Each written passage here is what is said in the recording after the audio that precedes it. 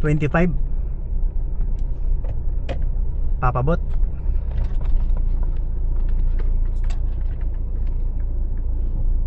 Cordal City, I'm your papabot, the best papa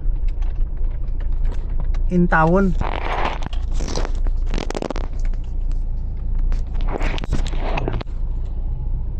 Video login lang, reality and journey of papabot, travel vlog and righteousness, the real person that you can be. You see, thank you for watching another episode. Yeah, August 12, 2025. God bless you. This is Cordal City.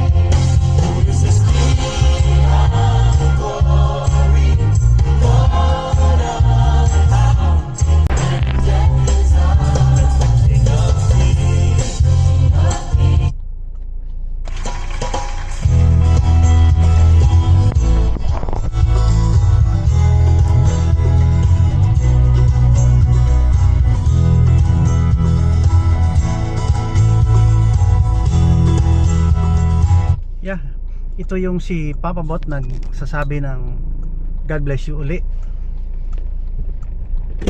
Peace be upon us all. Oh, yan. Dito tayo sa lugar na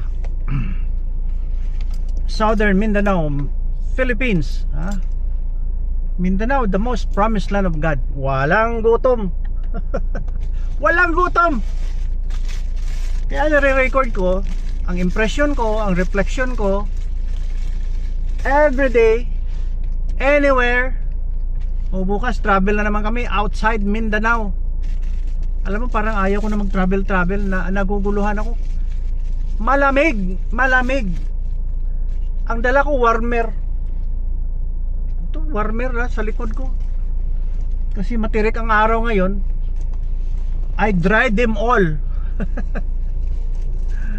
Talaga. Oh, half day na. Oh, kinuha ko na dahil parang sabi ng Google 25% rain in Cordal City. Ayan.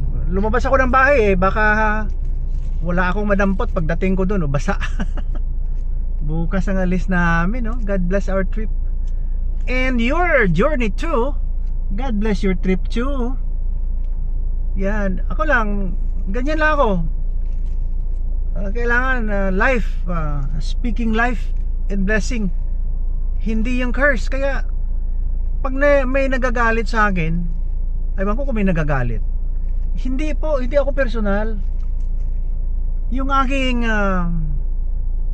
narrative hindi personal. Ganito kagabi nakinig ako kung paano ang Prime Minister ng Israel nagsasabi na palitan natin yung gobyerno ng Hamas, yung hindi lang radikal. Yung gobyerno ba na hindi araw-gabi nagdadasal na mamatay ang lahat ng Jewish people? Hindi naman makatao yan. Kahit sino pang God mo, kahit na sino pang Diyos mo or Panginoon mo na hateful, hindi yan maganda. You're inciting to rebellion. Nagsastruggle daw sila, defensive daw sila defense position daw sila, resistance, may resistance daw sila. the extent na gusto nilang patayin ang lahat ng Jewish people and non-Muslim. Oh my goodness, that's hateful government. Kaya kahit sabihin nyo pa may Palestinian state, pareho lang ng Iran, may state naman ng Iran nation na rin yan the same principle. Kahit na walang state sila, ang sa isip nila ay pumatay. Dangerous na plan dahil naudyok.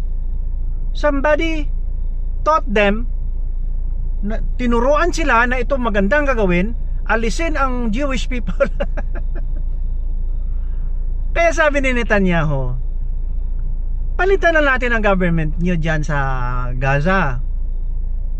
Yung hindi nagbabalak na gumawa ng libo-libong tunnel na naman para makaabot doon sa kapitbahay. Alam mo yung paggawa pala ng tunnel yan, forced labor yan, kawawa yung mga citizen nyo and then you planted hate in your hearts that you don't want to live side by side with other people because of your wrong God on fake prophet. Ito, nagsasabi lang ako ng totoo. Ayaw ko kasi ng ganyan kasi advance na tayo. Ako matanda na, 67 na sa itong taon na ito. Hanggang ba mamatay ako kung may hate ako sa kapwa? Natutuwa kaya ang Panginoon ko? Ang gumawa sa akin natutuwa? Hindi naman Kaya balikan natin ang history. Thousands of years nandyan na rin yung mga Jewish people, mga Hebrew, ang Judaism nandyan na yan, nakaukit na yan sa mga relics, mga artifacts. Kahit na sa Saudi Arabia may mga discovery na doon na nandun din ang mga Jewish people na inaapi, ganyan, inaapi hanggang ngayon. Lahat-lahat kakalabanin na ang Israel. Oh my goodness. Naisabi yan sa Holy Bible. Pag ginawa nyo yan, matitikman nyo. Darating yung katawan uli ng ating Panginoon Hesukristo, kasi naniwala ako totoo yung Holy Bible Walang karahasan dyan Sabihin nyo may karahasan, hindi. Story of the old book lang yan. But we have to follow ngayong civilization na advance tayo. May mga AI na tayo, advance na tayo. We can make this world a very small one for all of us, but large for everybody to enjoy. Kasi AI, artificial intelligence, ginagawa nating absolutely idiot. Ganun ba? Ganun ba pagkaintindi natin hanggang ngayon? Idiot tayo? Moron? Low intelligence?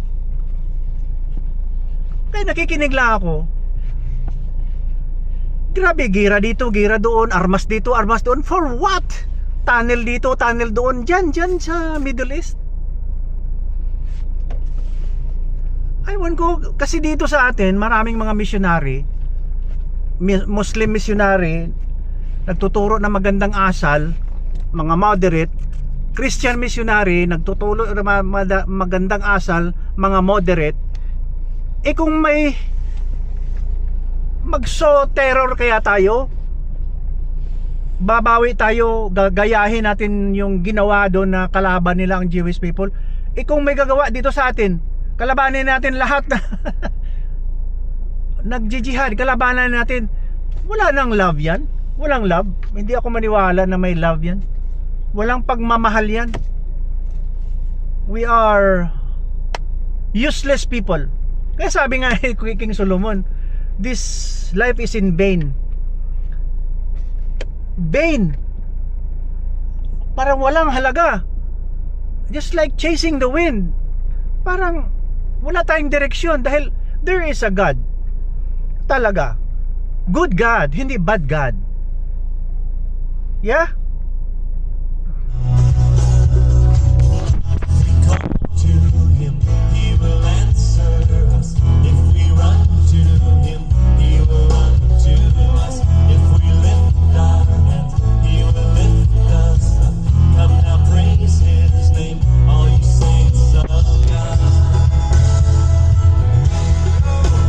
Nalalagin ko lang itong video na ito dahil para sa atin lahat, I'm not showing rebellion or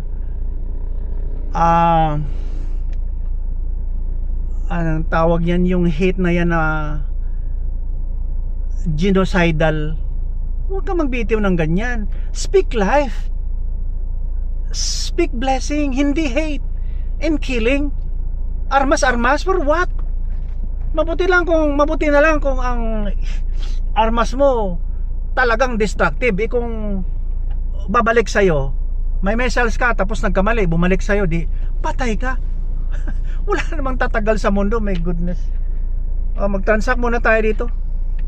Ano kaya, dalhin natin to? Naka GoPro ako eh.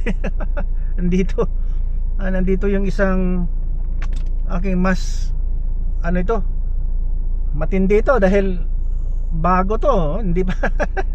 Siguro makagawa pa ako dito ng mga 200 video login na 200 na araw o isang taon araw-araw. Bagong bili bagong bigay. Ito bagong bigay din yung GoPro ko eh. Bahala na, basta importante ginagawa natin yung tama, ha? I don't care as long as we are doing good for humans. Nandito lang tayo para nagsasalita. Kasi minsan we are makikilala tayo sa mga lumalabas sa ating bunganga. Kung hindi tayo nagsasalita, sabihin nyo pa na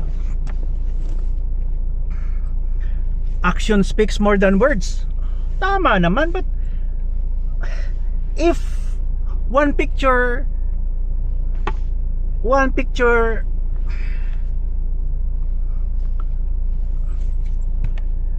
is worth 1,000 words, how much more if you talk? It's not only a picture, so it's million meaning. I'm speaking to you. Pag lumalabas sa bunganga, kaya nilalagin ko ito, tama ito.